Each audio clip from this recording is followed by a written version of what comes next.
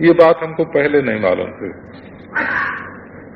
श्री गुड़िया बाबा जी महाराज के पास जब हम आए तो कोई बात चली, हमने कहा इसमें तो बड़े बड़े गुण हैं, तो उन्होंने भारवी का एक श्लोकांश बोल दिया, बसंती ही प्रेमणि गुणा न वस्तुनि।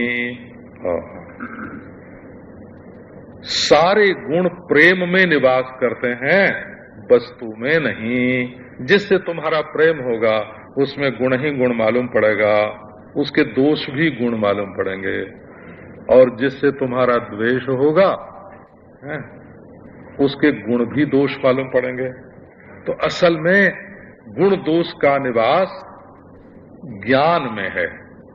जब रागोपहित ज्ञान होता है तब गुण मालूम पड़ता है, जब द्वेषोपहित ज्ञान होता है तब दोष मालूम पड़ता है। अच्छा, और अंतःकरण में राग द्वेष के संस्कार अनादि हैं, अज्ञात हैं, माता पिता से हैं, नाना नानी से हैं, पढ़ाई लिखाई से हैं, संग साथ से हैं। अंतःकरण में राग द्वेष के संस्कार पड़ गए हैं। तो आओ बाबा, ये टोकरी की टोकरी राग द्वेष से बनी है बोला।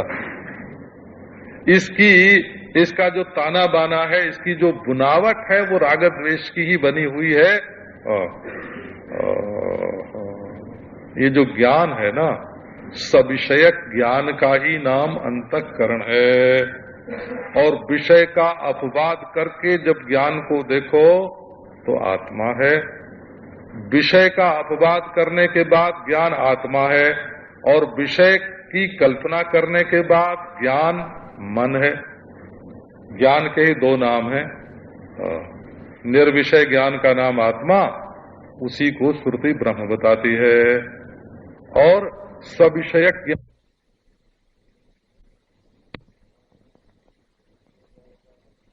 ले जाएगा, पुनर्जन्म का हेतु बनेगा। इसलिए इस अंतःकरण से ही हमारी छुट्टी मिले।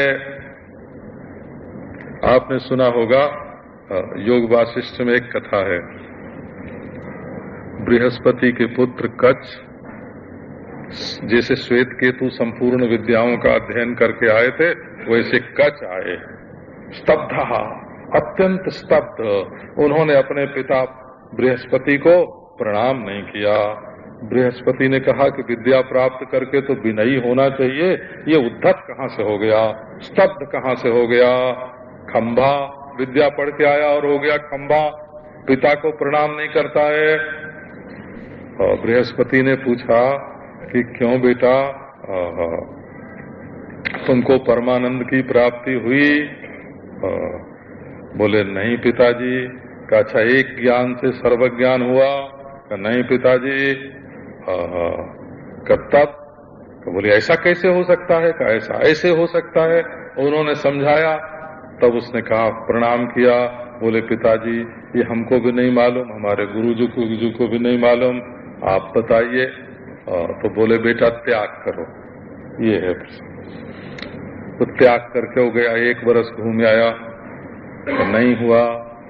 तो बोले और त्याग करो, तो दंड कमंडल भी फेंक दिया। ऐसे महाराज कई बार त्याग किया। अंत में बृहस्पति ने जब कहा त्याग करो, तो उसने कहा अब शरीर को चिता में डालते हैं, जला देंगे, शरीर का त्याग करेंगे। तब बृहस्पति ने हाथ पकड़ा कि नहीं बेटा, इस त्याग का नाम त्याग नहीं है। चित्त त्यागम विदुः सर्वत त्यागम। जब चित्त का तुम त्याग कर दोगे तब सर्वत त्याग होगा। चित्त का त्याग किए बिना कोई जीवन मुक्त हो नहीं सकता। चित्त का त्याग किए बिना कोई मुक्त हो नहीं सकता। चित्त का त्याग किए बिना कोई आत्मा को ब्रह्म रूप से अनुभव कर नहीं सकता। इसलिए जिस मनुष्य के जीवन में मुमुक्षा का उदय होता है, वो ईश्वर का अनुग्रह है। अनुग्रह है माने ईश्वर उसको आत्मसात करना चाहता है। ये वैष्णवी भाषा हो गई। ईश्वर उसको आत्मसात अपने में मिलाना चाहता है।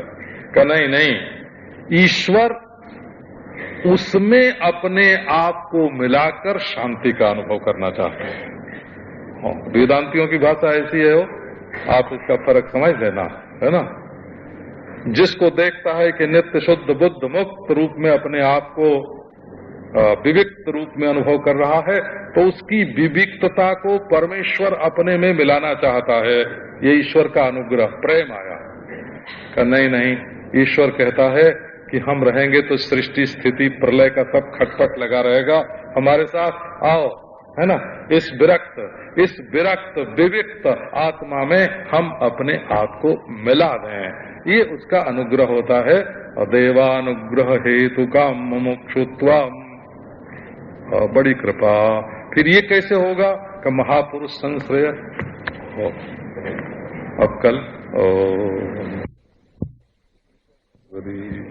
ईश्वर कहता है कि हम रहेंगे तो सृष्टि स्थिति प्रलय का लगेगा, हमारे साथ आओ, है ना।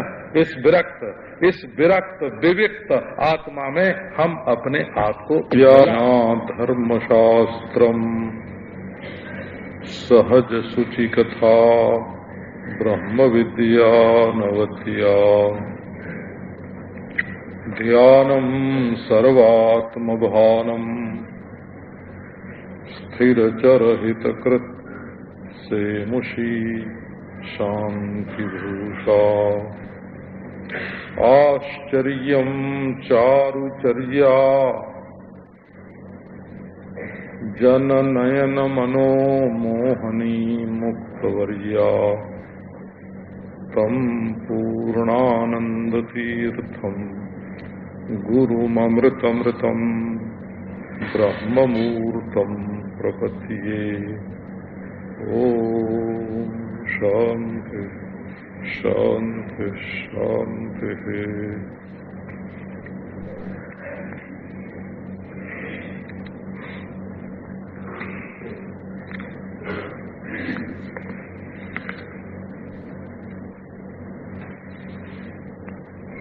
परमेश्वर उसको कहते हैं जो निरुत्तर हो, जिसके बाद कुछ न हो, निरतिशय हो, जिससे बड़ा कुछ न हो।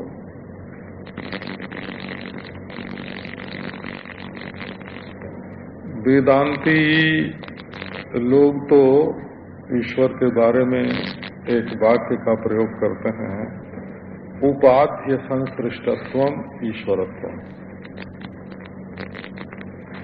उपाधि से संसृष्ट न होना ईश्वर का लक्षण है। वो राजा जो रानी के प्रभाव में आकर पक्षपात या अन्याय नहीं करता, जो राजकुमार के मोह में भी नहीं फंसता, मंत्री सेनापति धर्माध्यक्ष के दबाव में भी नहीं आता, किले का मोह भी नहीं रखता, सबके साथ रहकर और सबसे असंग होकर जो न्याय का पालन करता है, प्रजा की रक्षा करता है, उसको राजा कहते हैं। रानी, राजकुमार, मंत्री, सेनापति, धर्माध्यक्ष, दुर्ग, कोई उसको प्रभावित न कर सके। कोषाध्यक्ष, और यदि प्रभावित हो जाता है तो वो राजा ही नहीं है। तो ईश्वर कौन है? कि जो किसी भी उपाधि से प्रभावित न होता हो, उपाधि माया की हो, अंतःकरण की हो। देखो, राजा को देखकर ईश्वर का लक्षण बना रहे हैं।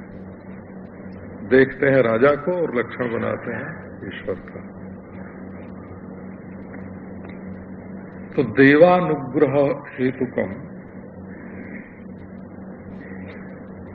परमेश्वर की कृपा उतरी हमारे ऊपर, उसने हमारे ऊपर अनुग्रह किया। तो अनुग्रह किया तो हमारे मनुष्यत्व का विकास होना चाहिए।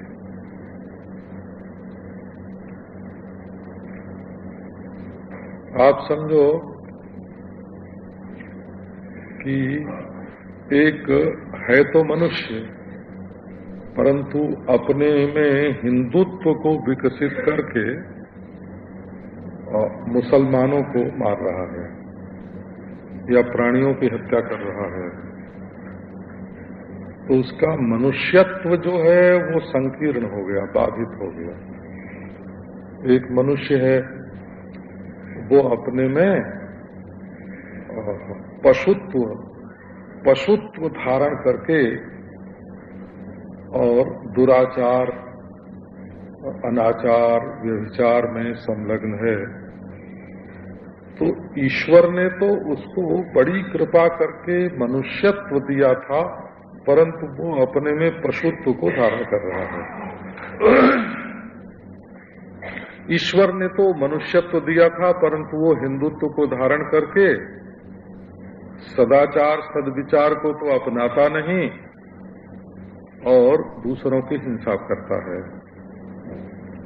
तो ईश्वर का जो अनुग्रह है वो छोटे को बड़ा बनाने के लिए होता है, बड़े को छोटा बनाने के लिए नहीं होता। मनुष्यत्व व्यापक है, हिंदुत्व व्याप्य है,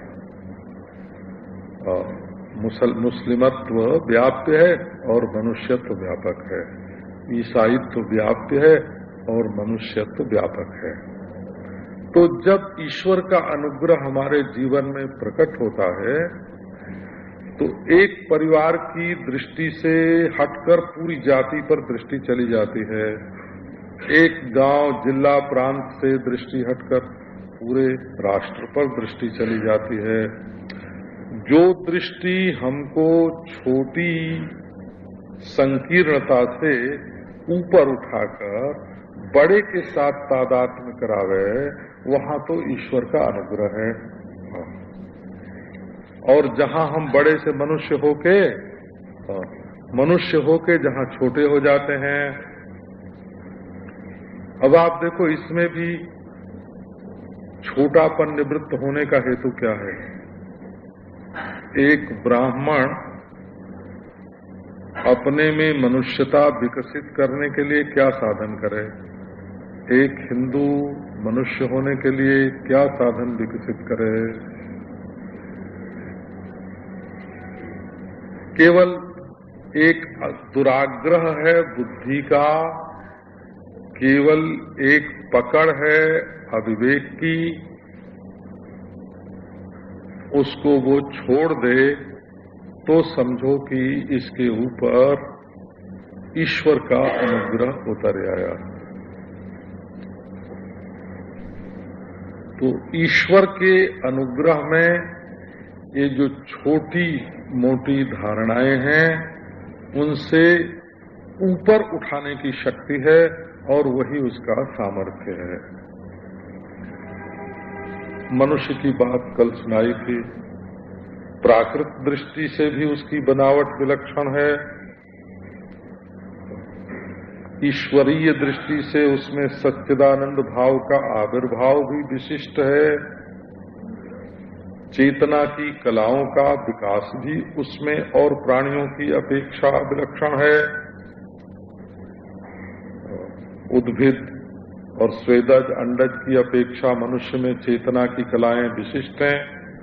उसकी जो प्रकृति में बनावट है वो सर्वोपरि है और उसमें आनंद का, ज्ञान का और अमर जीवन का आविर्भाव भी विशिष्ट है।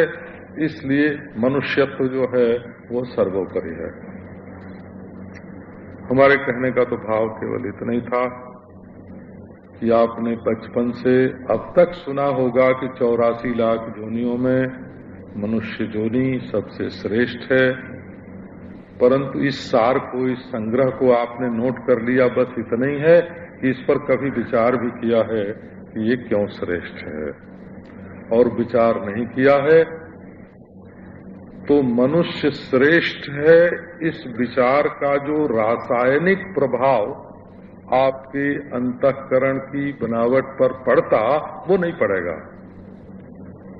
जब मनन होगा, जब ऊहापोह होगा, इसका बारंबार सोचेंगे कि मनुष्य में क्या श्रेष्ठता है, तो बारंबार सोचा हुआ जो मनुष्य का श्रेष्ठत्व है वो आपके हृदय को ऐसा संस्कृत करेगा कि आप श्रेष्ठ आचरण धारण करने लगेंगे। और यदि विचार नहीं करेंगे, कॉपी में नोट कर लेंगे, मन में लिख लेंगे कि हम सबसे श्रेष्ठ, तो उससे जो रासायनिक प्रभाव आपके अंतःकरण पर पड़ना चाहिए वो बिल्कुल नहीं पड़ता। तब मनुष्य होने से आप सदाचारी नहीं हो सकेंगे, दुराचार का परित्याग नहीं कर सकेंगे, सद्विचार आपके अंदर नहीं प्रकट होगा, विशिष्ट आनंद आपके जीवन में प्रकट नहीं होगा। जब विचार करेंगे कि मनुष्य श्रेष्ठ है, और पुरुषत्वे च आविस्तराम आत्मा, श्रुति कहती है कि जब मनुष्य योनि में ये जीव आता है तब परमात्मा बिल्कुल प्रकट रूप से इसमें निवास करता है। मनुष्यत्वे च पुरुषत्वे च आविस्तराम आत्मा। नारायण श्रीमद् भागवत में आया है, सृष्ट्वा पुराण विविधान्य जयात्मशक्त्या। ईश्वर ने अपनी माया से तरह तरह के शरीर बनाए, परंतु उनको देखकर उसको कोई संतोष नहीं हुआ। तैस्तैरतुष्ट हृदय पुरुषम विधाय ब्रह्मावलोकधिषणम मुदमाप देवः। परमेश्वर को आनंद कब आया? जब उन्होंने देखा कि एक ऐसा शरीर मैंने बनाया जिसमें ब्रह्मानुभूति की योग्यता है।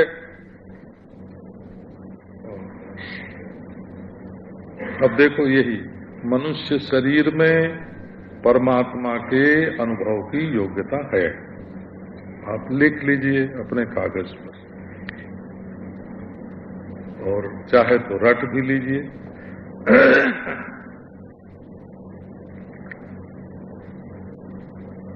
परंतु जब तक आप इस पर विचार नहीं करेंगे कि ये क्या बात है, तब तक आपको हृदयंगम नहीं होगी।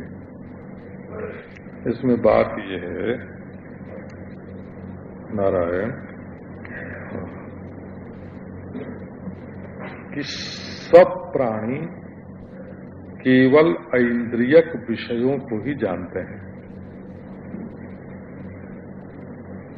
उनके पास अतीन्द्रिय वस्तु के जानने का जो करण है, औजार है, जो खुर्दबीन, जो दूरबीन, जो सूक्ष्म क्षण यंत्र परमेश्वर के दर्शन में काम आता है, वो प्रमाण वृत्ति ही उनके पास नहीं है।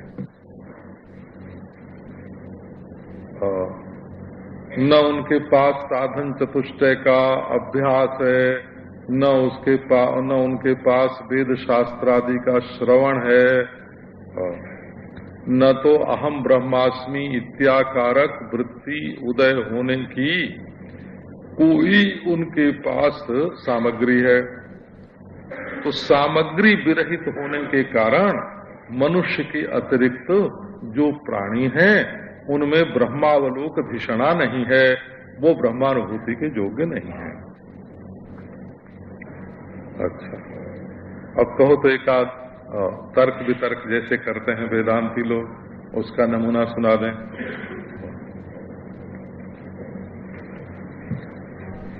हम गए स्वामी शंकरानंद जी महाराज के पास, भिक्षु शंकरानंद, कनखल में। तो उनसे मैंने कहा कि तत्वज्ञान तो केवल मनुष्य को ही हो सकता है। तो बोले कि ये नियम नहीं है। देखो, आपको दूसरा पक्ष सुनाता कि ये नियम क्यों नहीं है। हमने पूछा ये नियम क्यों नहीं है। बोले कि अच्छा, वामदेव को ज्ञान हुआ कि नहीं हुआ? तो वामदेव तो गर्भ में बोले अहम ब्रह्मास्मि, अहम मनुरभवम सूर्यश्च, मैं ही पहले मनु था और मैं ही सूर्य हूं। अब ये बताओ कि वामदेव के पास कौन सा साधन चतुष्टय गर्भ में हुआ और कहां से उनको वेद वेदांत का श्रवण मनन मिला कि ये तत्व ज्ञान हुआ? तो इसका उत्तर क्या है? इसका उत्तर ये है कि उन्होंने पूर्व जन्म में समाधि साधन का अनुष्ठान किया था और अहम ब्रह्मास्मि इत्यादि महावाक्य भी उन्होंने सुना था, परंतु किसी प्रतिबंध विशेष के कारण कोई रुकावट आ गया। रुकावट क्या होती है? बुद्धि की मंदता, एक प्रतिबंध। ये भी नहीं कि प्रतिबंध सुन के आप मान लें कि हाँ कोई प्रतिबंध नाम का किम भूत किमाकार पदार्थ होता होगा। प्रतिबंध माने बुद्धि की मंदता, कुतर्क का अधिक होना और शरीर में मैं पने का बहुत ज्यादा होना और विषयासक्ति, भोग में आसक्ति, इनका नाम प्रतिबंध है। विषयासक्ति बाहर है, उससे सूक्ष्म है विपर्जय में दुराग्रह, शरीर में है, और उससे सूक्ष्म कुतर्क है, वो बुद्धि में होता है, और उससे भी सूक्ष्म बुद्धि का अज्ञान के साथ अत्यंत मिल करके रहना प्रज्ञा की मंदता है। ये चारों प्रतिबंध हैं, विपर्जय दुराग्रह, प्रज्ञामान्द्यम, कुतर्कश्च, विपर्यय दुराग्रह, विषयासक्ति, रित्तेते प्रतिबंधा। इनका नाम है प्रतिबंध, तत्व ज्ञान में रुकावट। बोले वामदेव ने पूर्व जन्म में वेदांत का अभ्यास किया परंतु कुछ रुकावट थी, उसके कारण गर्भ में आना पड़ा, और गर्भ में आने पर वो प्रतिबंध दूर हो गया, तो अहम ब्रह्मास्मि, मैं ब्रह्म हूं, ये उनको स्फुरण हो गया। ठीक है, उन्होंने भी श्रवण मनन आदि पूर्व जन्म में किया था। तो बोले ठीक है, फिर किसी ने वेदांत समदमादि का अभ्यास किया हो, श्रवण भी किया हो, परंतु प्रतिबंध आ जाए, विषयासक्ति आ जाए, तो वो पशु पक्षी जोनि में जा सकता है कि नहीं? बोले जा सकता है। और पशु पक्षी जोनि में ही यदि कदाचित प्रतिबंध दूर हो जाए तो तत्व ज्ञान हो सकता है कि नहीं? तो हो सकता है। तब ये नियम कहाँ है कि मनुष्य जोनि में ही तत्व ज्ञान होता है? ये नियम तो कट गया। ये मंडूक हैं, श्वेताश्वतर हैं, तित्तिरी हैं, इनको तो दूसरी जोनियों में भी ब्रह्म ज्ञान हुआ ही है। आप लोग पक्षपात रहित अनुभव प्रकाश यदि कभी देखते हो तो मालूम पड़ेगा। आत्म पुराण देखते हो कभी तो बहुत विलक्षण है। आत्म पुराण है, अनुभूति प्रकाश है, पक्षपात रहित अनुभव प्रकाश है। आप कभी पढ़ें तो देखें, उसमें गीदड़ तत्व ज्ञान का उपदेश कर रहा है, कबूतर ब्रह्म ज्ञान का उपदेश कर रहा है। तब ये क्या है? अच्छा ले, अब इसका फिर काट बताते हैं आप। वेदांती लोग ऐसे विचार ऐसे होता है, विचार स्वयं ईदृशा। अब इसका काट बताते हैं। इसका काट क्या है? इसका काट ये है कि पहले जब उन्होंने समदमादि साधन का अभ्यास किया और तत्वमस्यादि महावाक्य का श्रवण किया, वाक्यार्थ का श्रवण किया, तब वो मनुष्य थे कि नहीं थे? तो मनुष्य जोनि में ही उन्होंने समाधि का अभ्यास किया और श्रवण आदि किया। अब प्रतिबंध के कारण यदि पशु पक्षी जोनि में जाने पर भी ज्ञान हो गया तो साधन तो मनुष्य जोनि का ही है ना। इसलिए साधन के अनुरूप ये मनुष्य जोनि प्राप्त हुई है। आपको कल कई प्रकार से ये बात सुनाया।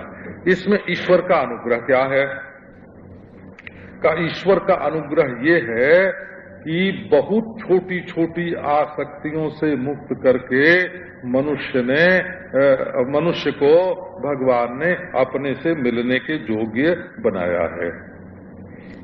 अच्छा, अब मनुष्य के मन में यदि इच्छा ही न हो तो भगवान कोई नादिरशाही तो करते नहीं।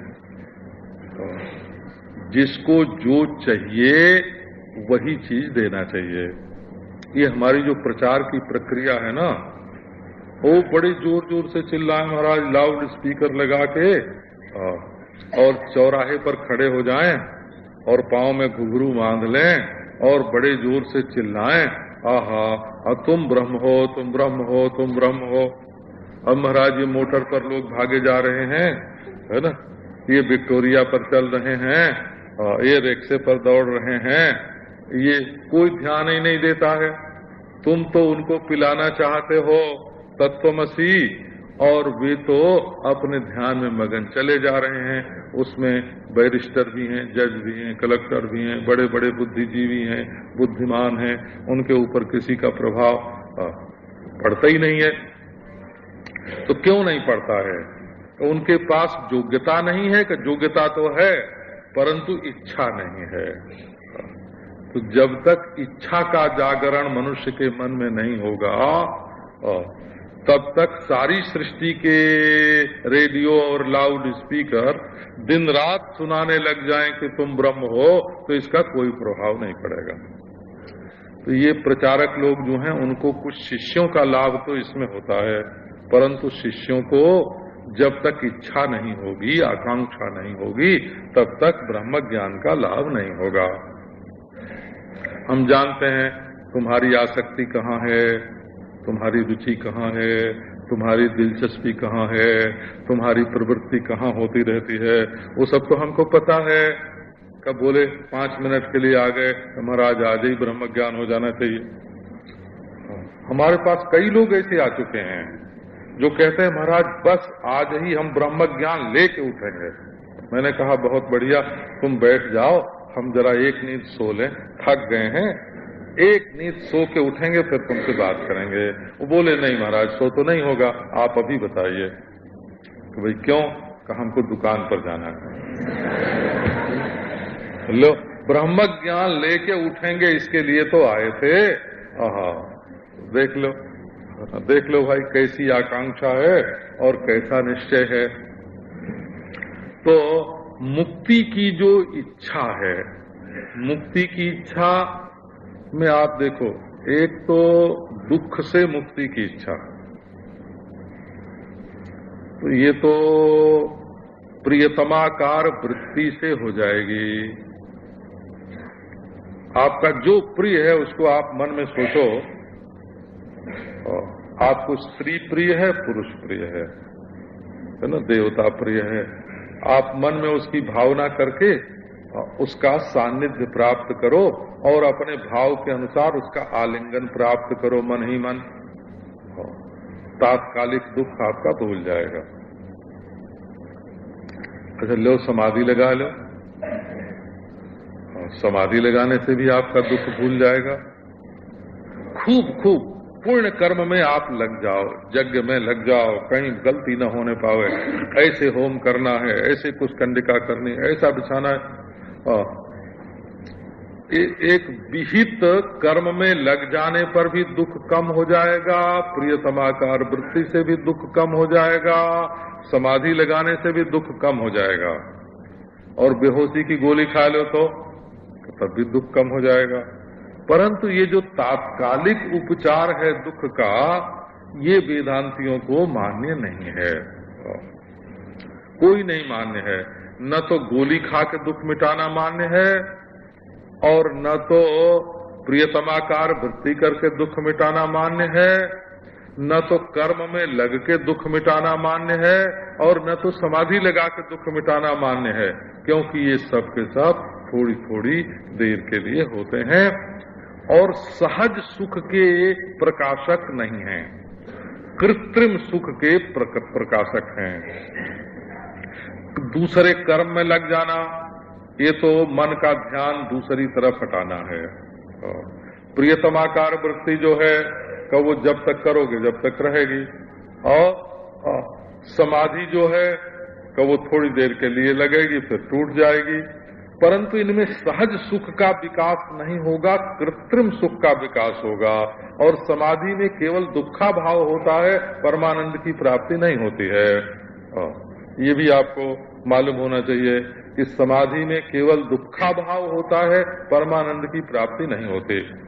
परंतु अपने सहज स्वरूप का जो ज्ञान है वो केवल अनर्थ की निवृत्ति या दुखा भाव ही नहीं है, वो तो परमानंद का और स्वस्वरूप भूत परमानंद का साक्षात्कार है। और स्वस्वरूप परमानंद भी देश काल वस्तु से अपरिच्छिन्न ऐसे का साक्षात्कार है। इसलिए मन में मुमुक्षा का उदय होना माने मोक्ष की इच्छा। मरने पर मोक्ष होता है ऐसा दूसरे दर्शनों का कहना है। हमने एक बार एक महात्मा से बात की कि महाराज एक तो होती है क्रम मुक्ति, यहाँ से ब्रह्मलोक में जाओ तो मुक्ति होती है, एक होती है सद्यो मुक्ति, तत्काल हो जाती है, एक होती है जीवन मुक्ति जो जीवन भर होती है, और एक होती है विदेह मुक्ति, मरने पर होती है। बौद्धों में निर्वाण, निर्माण, महानिर्वाण, निर्वाण, महानिर्वाण, परिनिर्वाण, अति निर्वाण मुक्ति के भेद हैं, क्योंकि वो मनस्थिति के स्तर हैं। असल में मनस्थिति के स्तर हैं। तब महात्मा ने कहा कि भाई देखो, मुक्ति में भी भेद बनाते हो। मुक्ति अभेद बोध है, भेद भ्रांति की निवृत्ति से उपलक्षित जो प्रत्यगात्मा है उसका नाम मोक्ष है। तुम मोक्ष में भेद क्यों बनाते हो? अरे नारायण, मैंने उड़िया बाबा जी महाराज से पूछा कि महाराज जीवन मुक्ति अच्छी है कि विदेह मुक्ति? उन्होंने कहा कि दोनों की कल्पना ही अमंगल है, दोनों की कल्पना ही अमंगल है। अरे भाई, हम जो हैं, जब हैं, जैसे हैं, है ना, रोते हैं, गाते हैं, हंसते हैं, झूमते हैं, हम तो परमानंद, हमारी लहर का नाम परमानंद है, हमारे प्रकाश का नाम चैतन्य है, हमारी लहर का नाम परमानंद है, हमारे है पने का नाम जो है वो अधिष्ठान ब्रह्म है, वो मुमुक्षुत्वा। नारायण, ये पट्टे इधर उधर भटकने वाले लोग, चुटकुलेबाज, नारायण लो, कहानी और चुटकुला ये तुम्हारे मनोरंजन का साधन है, जैसे संगीत सुन लेते हो। जब तक मुमुक्षा नहीं होगी, मुमुक्षा माने दुख से मुक्ति, मुमुक्षा माने मृत्यु से मुक्ति की इच्छा, दुख से मुक्ति की इच्छा, मृत्यु से मुक्ति की इच्छा, जड़ता से मुक्ति की इच्छा, पराधीनता से मुक्ति की इच्छा।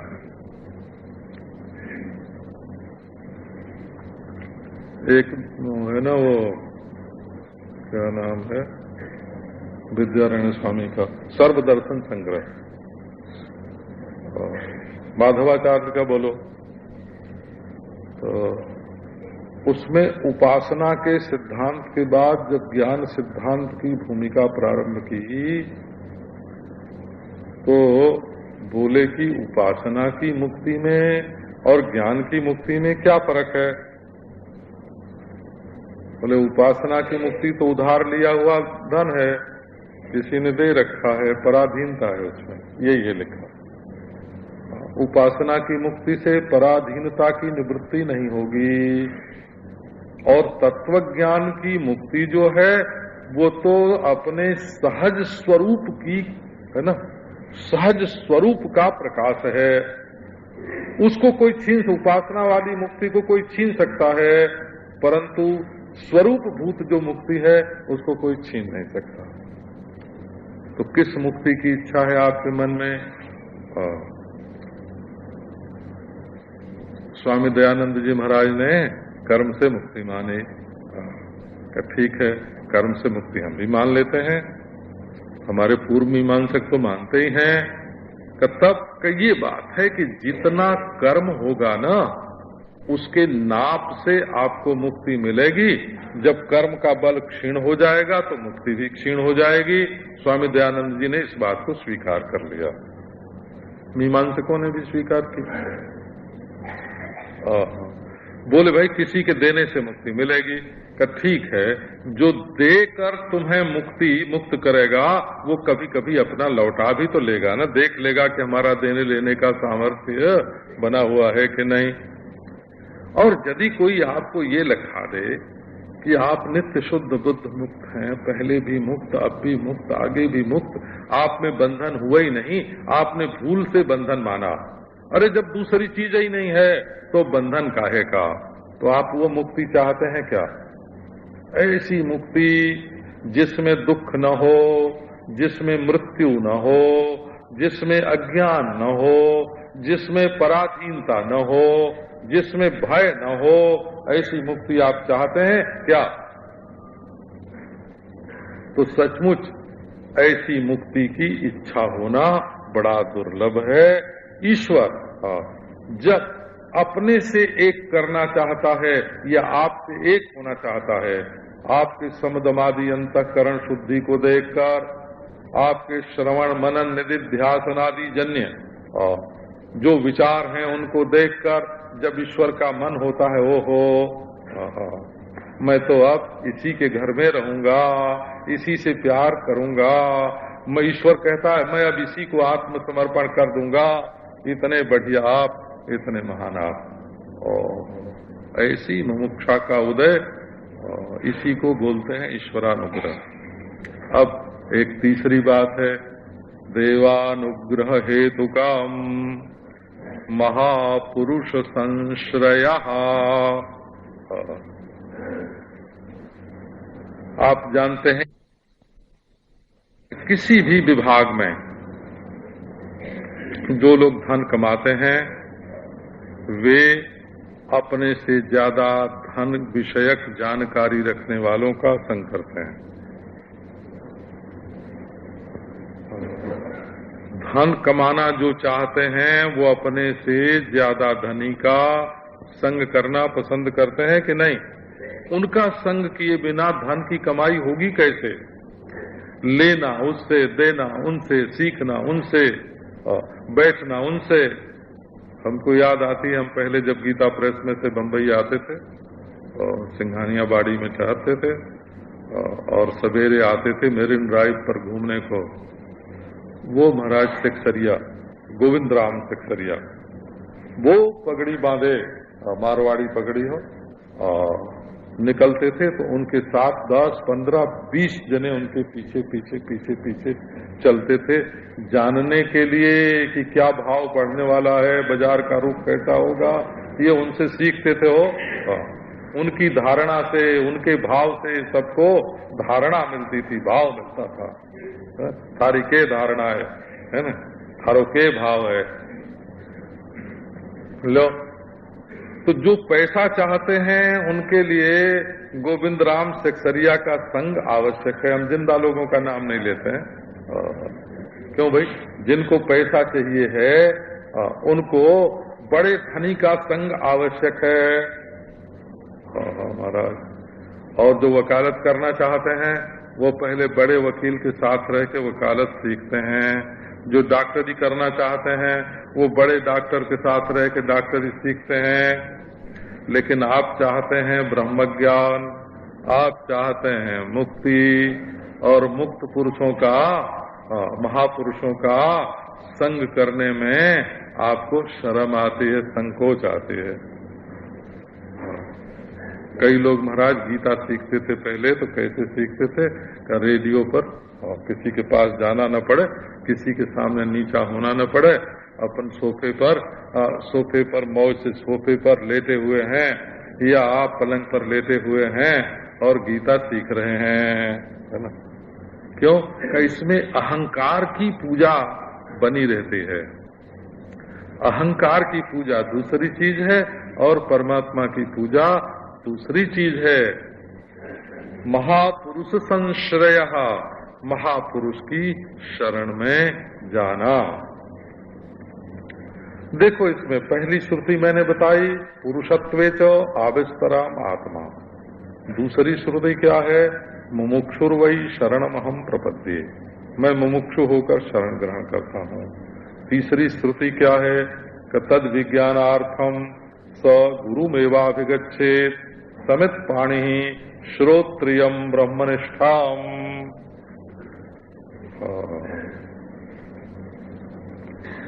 मैंने एक बड़े प्रसिद्ध व्यक्ति के बारे में महाराज जी से पूछा, बाबा से, कि ये तो मुक्त हो जाएंगे महाराज। तो बोले कि भाई देखो, ब्रह्म दृष्टि से, आत्म दृष्टि से तो सब मुक्त ही है, कोई बद्ध है नहीं है। जो मुक्त है सो मुक्त ही है, आत्मा तो मुक्त ही है। लेकिन इनका जो बड़प्पन का अभिमान है वो तो न कभी मुक्त था, न है, न होगा। 7 जन्म में भी इनका बड़प्पन का अभिमान जो है उसको मुक्ति मिलने वाली नहीं है। ये तो परिच्छिन्न वस्तु के साथ अपना तादाद में जोड़कर और उसके बड़प्पन से, और मैंने देखा अपनी आंख से उसी व्यक्ति को, है ना, उसकी जो स्मृति शक्ति थी, उसकी जो प्रतिभा थी, उसकी जो बुद्धि थी, उसको जो शास्त्र कंठस्थ थे, मरने के कुछ दिन पहले ही महाराज न स्मृति रही, न प्रतिभा रही है, न वो शास्त्र कंठस्थ रहे। ये सब बाहरी मामला है, हो है ना, सब बाहरी मामला है, कुछ नहीं। हम एक विद्वान को जानते हैं, अभी हैं आजकल, वो अपनी जवानी में विश्व विख्यात विद्वानों में से एक है, परंतु आज का उनको ये भी याद नहीं रहती है कि 5 मिनट पहले मैंने क्या कहा था। ये स्मृति शक्ति के भरोसे, अपनी उपासना के भरोसे, अपने बल के भरोसे सच्चाई को जाने बिना और कोई सोचे कि हम मुक्त हो गए, बिल्कुल गलत बात है। तो एक महात्मा से किसी ने पूछा, महाराज ज्ञान कैसे होता है? देखो बहुत सीधी बात। बोले दिया कैसे जलता है? एक दिया जल रही हो, दूसरे से उसको सटा दो तो दूसरी भी जल जाएगी। लौ से लौ बनती है, लौ से लौ बनती है।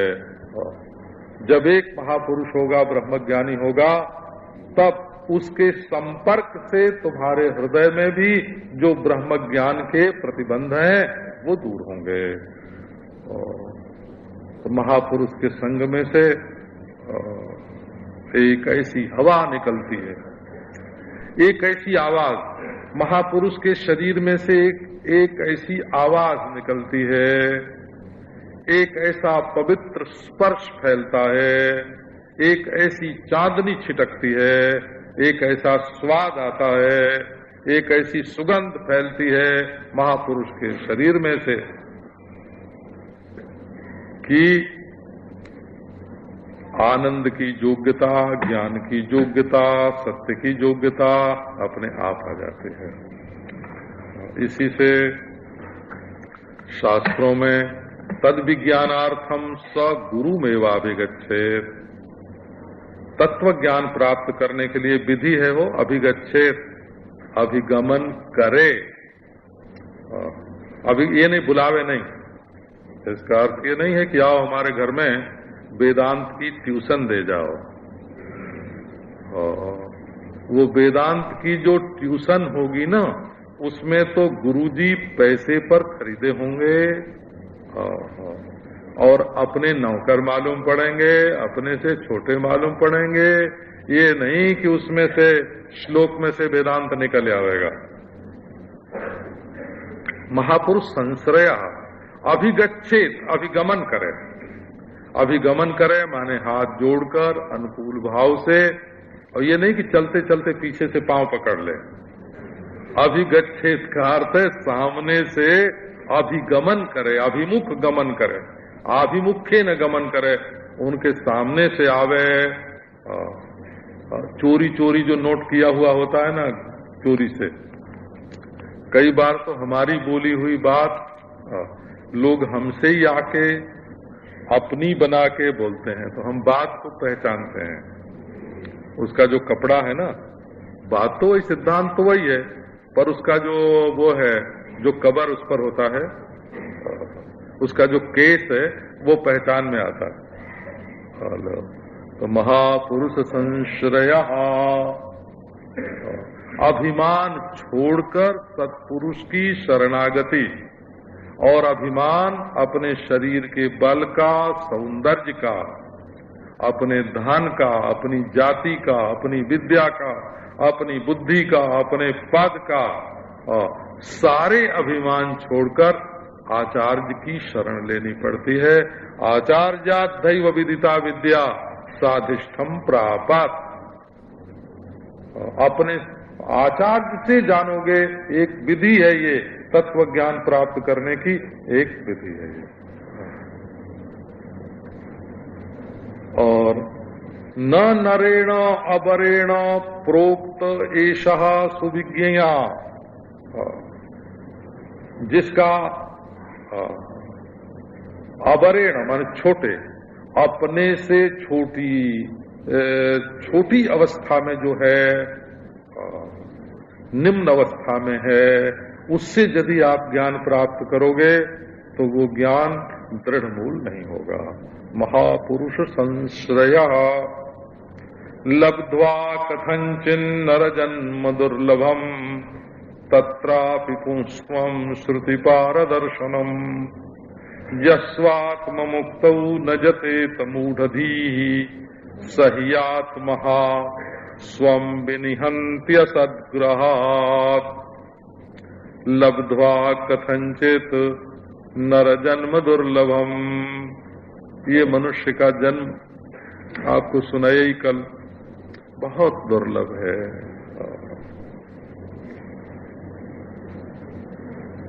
दुर्लभ, एक दुर्लभता तो ये है कि हम स्वयं चाह के इसको प्राप्त